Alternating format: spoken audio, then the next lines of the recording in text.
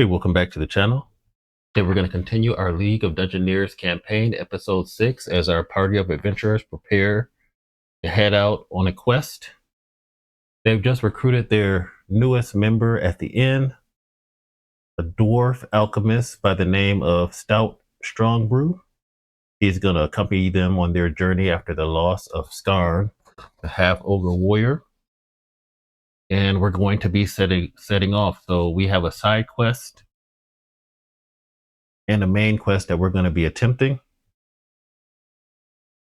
So our main quest that we're going to do next is the Lost Prayer. This is a quest that we found inside the city of Freyfell. Although the priesthood is known for their meticulous curation of their history, there are still stories that are lost to time. Some have vanished completely and some have become myths. This makes it difficult to distinguish facts from fiction. One of these myths involves Novelm Slate Shadow, a warrior priest, said to have won fame as the scourge of the undead.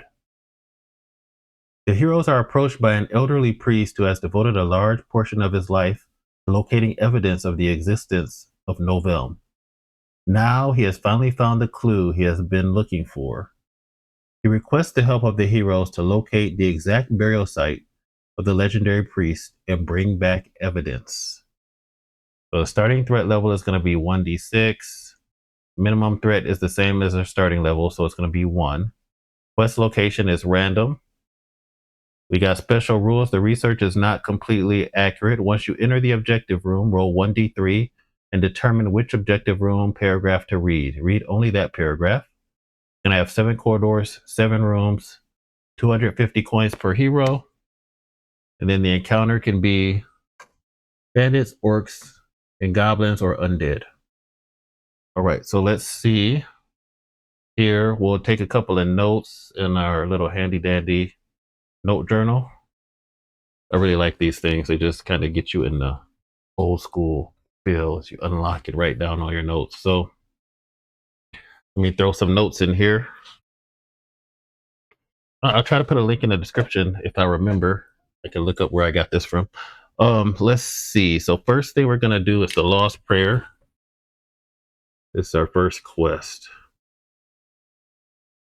It is not part of a campaign. It's going to be standalone. We'll see how it goes. Our starting threat level 1d6. So we'll go ahead and roll a d6.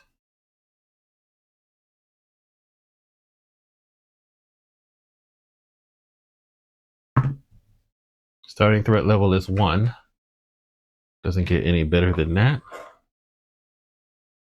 And then the encounters, it's a d3. So a 1 and a 2 will be a 1. 2 and a 3 is a 2. 1 and 2 is 1. 3 and 4 is 2. 5 and 6 is 3. 3. That's going to be 2. So orcs and goblins are going to be part of the problem. Let's see, orcs and goblins. All right. We've got that squared away, and then the quest location is random. So when you have a quest location, you look at your location on the map. So we are in Freyfell. And it's pink. It might be a little bit difficult to see, but there's these little numbers that are located on the map. What do I do with my little pointer? Where's my pointer? I don't know what I did with it. Okay, there are these little locations that are on the map that are in pink. Kind of hard to see, but there's basically like a 1, 2, a 3 is over here, and then there's a 4 down here. So in the book it says Freyfell has 6, but it really only has 4. So we're going to roll a d4 and we'll find out which one of these areas has the quest. All right, so we got a 3. So that's not far away. So it's here in this tower-like location. About 1, 2, 3. It's just going to take us like a day to get there. All right, so that's going to be our first quest.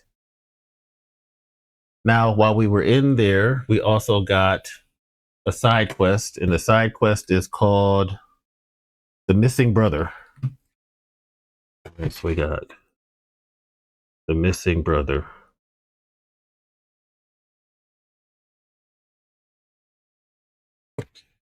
And that is right here. All right. Spending an evening at the Screaming Hog Tavern, the heroes are discussing their upcoming quest and their preparations when they are suddenly interrupted by a young lady. She introduces herself and begs for forgiveness for eavesdropping, and then goes on to explain her business. Apparently, her brother went to the same dungeon as the one that the heroes are heading for, but he did not return. She now wonders if the party is willing to investigate his disappearance, since they are heading there anyways. Quest location at the same dungeon as the next quest. Special rules: once the card pile is done, place one extra room card somewhere within reach. Without looking at it, next add side quest 1 to the pile. When you draw this, replace it with the extra room card. This is the side quest objective room. If the main objective room is found before this one, the heroes must decide whether to go home or continue searching for the side quest room. So we get 100 coins per hero. Encounters is going to be the same, and then objective room. So when I make the deck, I'll put in the side quest card first, and then I'll shuffle the deck.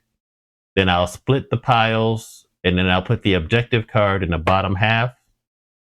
And then we'll see if we get the side quest before or after we run into the objective room, if we make it that far. All right, so we got our quest, we got the lost prayer, we got the missing brother, we got that jotted down here, and now we can head off. So we are going to start traveling towards that location.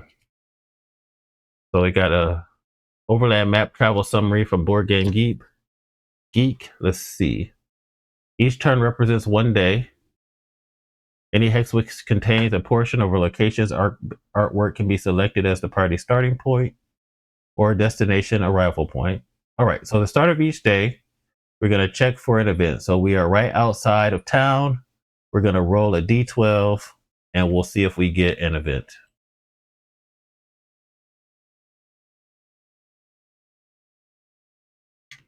So you get an event when you're on the road on a roll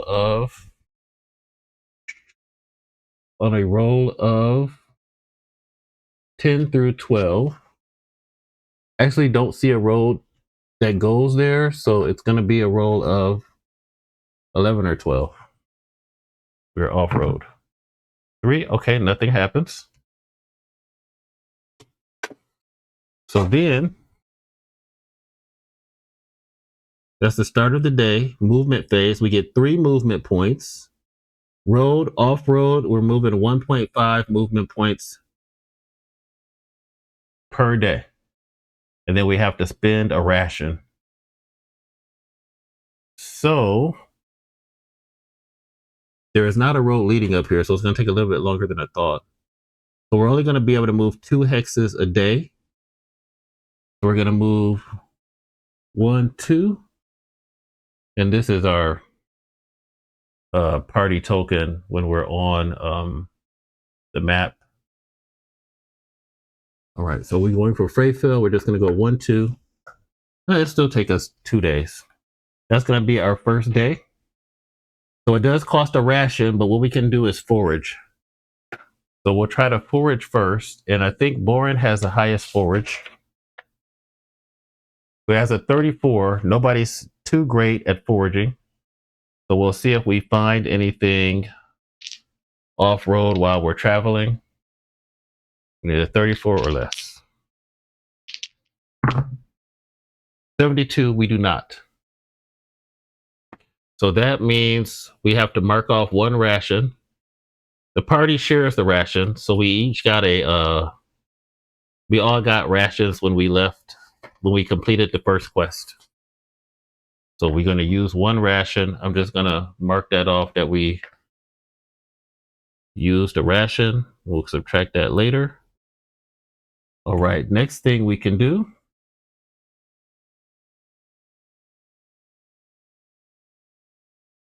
Foraging player chooses the hex on which they will turn. Oh, there are some bonuses basically that we could have used to forage with. I'll just go over these real quick. So it says if we're on a road hex, it's -10. We're not. Fishing gear, we get a +5. Hex with trees +10. Owning wild game trap +10. Hunter talent +10. So there's some things we can get for bonuses for foraging, but we didn't have any. It was a straight roll and we rolled a 72, so we weren't successful at all. So we'll spend our ration. We don't have a ranger, so we're not going to do any skinning, butchering, any like that. We don't have a taxidermist. So we can forage for ingredients. Once per day, the character with the highest alchemy skill can make an alchemy skill check to determine if they find any ingredients for potions. If this is successful, they can roll D100 twice on the ingredients table and choose a result from any of the habitats, roadside, plains, woods, etc., that they passed during the day's travel. If the result of the alchemy skill test is a 1 through 10, then all ingredients found are exquisite. All right, so it's going to be Stout's turn. So Stout is our alchemist. He is going to go ahead and make a roll and see if he finds any ingredients while we're traveling across the plains. His alchemy skill is a 50, I believe. Yep, 50. So 50-50 chance. Oops, gotta re-roll that. Get this in the dish. Ooh, 006. That's great. It doesn't get to add +1, but he finds exquisite ingredients in the plains. So let's find our ingredients list. We'll just plop this down here. Go back to ingredients. All right, so ingredients, there's different columns. So you got roadside, you got plains, woods, water, highlands, and a site. So we are in the plains. So we'll roll a D100. And let me grab his ingredients inventory sheet. Parts collected, ingredients collected. Okay. So we'll grab his inventory. This is an extra sheet you can get to just make it a little easier. And then they have the ingredients on this side. And collected, it can be standard or exquisite. So whatever he finds this time will go in the exquisite column. And those can be used to make stronger potions. All right, so first he finds, what's bouncing out? 91. So 91 in the plains. We got an exquisite sweet ivy. So we already had a standard sweet ivy. We'll mark one exquisite sweet ivy. And then let's see what else he finds. 37. 37 in the plains is ember bark. So we'll mark an exquisite ember bark. Okay, let me see where that is. All right. All right, so we've marked that off on his inventory list. So he's got exquisite ember, exquisite sweet ivy. He's got giant raspberry, lunar berries, and standard sweet ivy. So he's got a couple of ingredients he's building up there. Good start to his alchemy career. All right. Next up is the rest phase. Once per day while traveling, the party must stop for rest and recover. Each hero regains 1d6 hit points. We're already full. We can regain a spent energy. We all have our energy. We don't have a bed roll, so we'd have to roll 1d6 for each energy spent. And if we regain it on a result of 1 through 3, wizards regain. All alchemists. Alchemists may brew potions during this phase. Rule book page 74. So do we want to brew a potion? So we do have the recipe for firebomb, and we did have enough to make a firebomb. Maybe I'll just go through the making a potion steps. Oh, I didn't buy any empty bottles. Shoot. I did not buy any empty bottles. So we'll hold off on that until we drink something. Recipe requires 2 ingredients. Let me see. Do I want to retroactively buy an empty bottle? Hold on one sec. Let me just see how much empty bottles are. Empty bottles. Is that in this equipment? Settlements.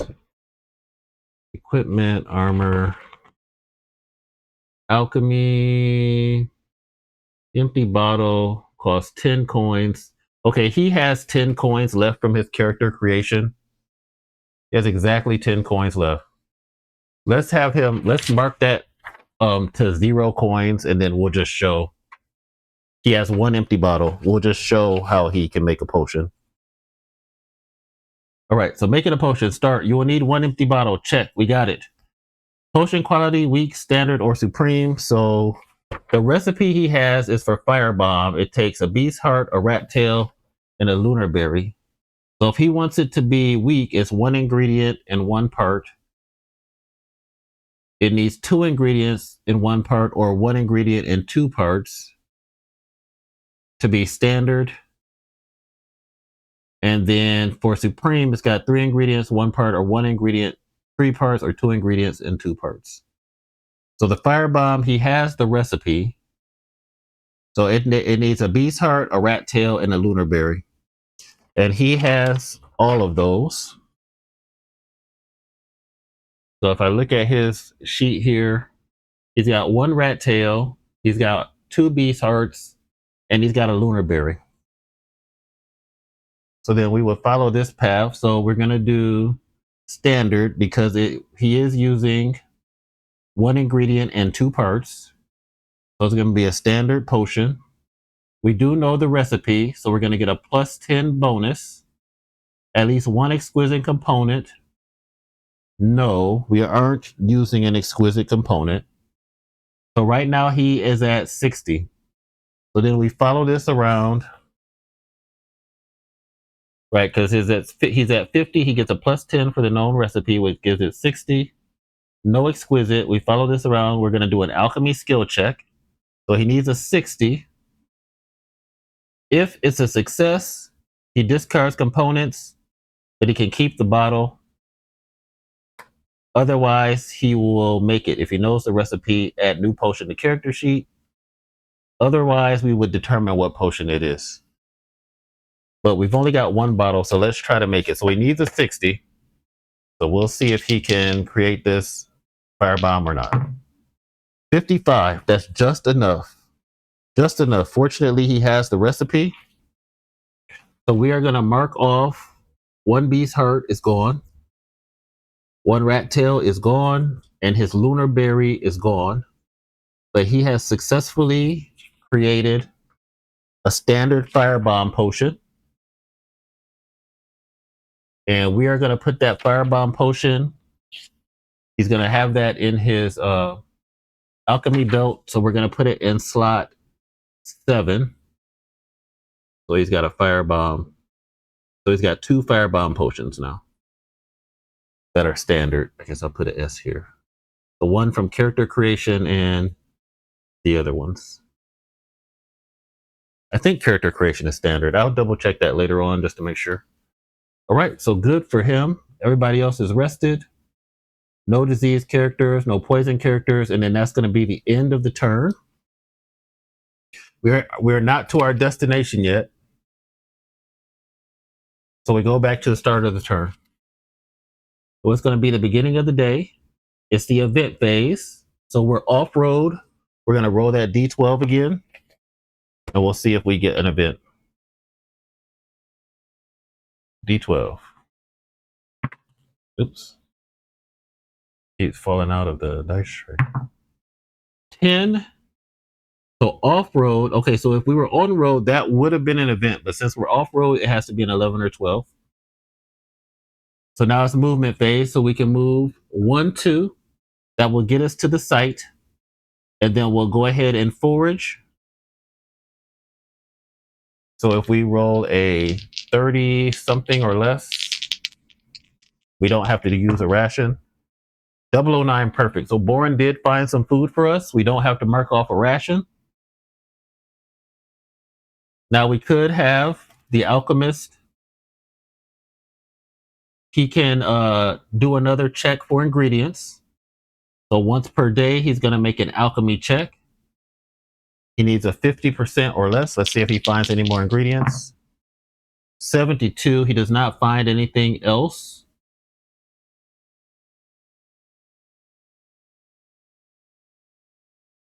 All right.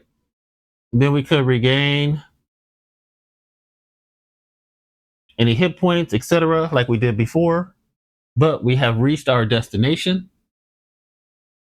and we will be entering the dungeon in the next video.